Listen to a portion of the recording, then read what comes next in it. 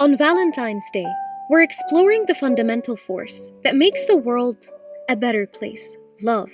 Everyone has a different manifestation of what love means for them. For some, love is family, growing old together, seeing our loved ones happy. And for others, love has deep, more elusive meanings, like kindness, tolerance, forgiveness, acceptance of our loved ones' shortcomings and faults. Sometimes we use the word love to describe things we're excited or passionate about. I love my job. I love coffee. I love Christmas. We asked the tribe what love means for them. Here are their heartwarming messages. For me, love is the moment when you receive a kiss from your kids before you sleep.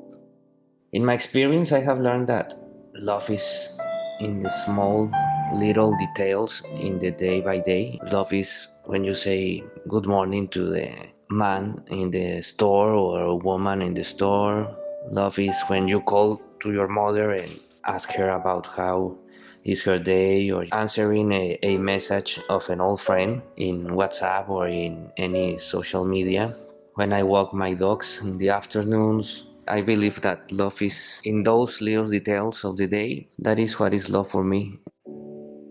Love is when you choose to be at your best when the other person is not at their best. Love is when what you want is never important, but what the other person needs and wants is always paramount. It's my family, my friends, my boyfriend. I love expressing love, sharing music, dancing, sharing what makes me happy with the people I care the most.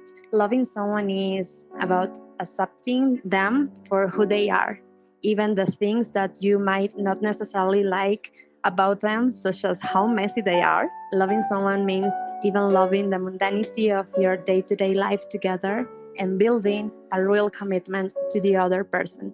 That's a hard one to do, but that's what true love is for me.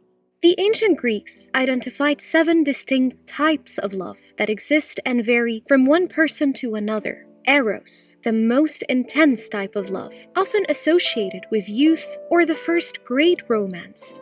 Eros was the Greek god of passion, divine beauty, and attraction. Philia, the platonic and sincere love, the one you would share with your siblings and friends. Philia was the goddess that had the power to build strong and enduring empires. Ludus is the love associated with playfulness and laughter. It's about having fun in the moment, irrespective of the future. Pragma, the love between married couples, which develops over the years. Pragma represents commitment, understanding, and compromise. If Eros to the ancient Greeks manifests falling in love, Pragma is about standing in love, for better or worse. Agape, the love you have for humanity, the one that drives you to do charity, help someone in need without expecting anything in return. It's the highest form of selfless love, the one that carries empathy and makes us want to make the world a better place. Thalassia, love of the self. Thalassia has 2 types: a selfish, egocentric love of oneself, or a healthy kind of self-love, the one we need for personal growth and being kind to ourselves. And finally, storge, a powerful, instinctive, and protective form of love, the love parents feel for their children. Storge is a love that involves acceptance, forgiveness, and sacrifice. In his research on love and emotional education, British philosopher and author Alain de Botton provided some food for thought arguments about the notion of love.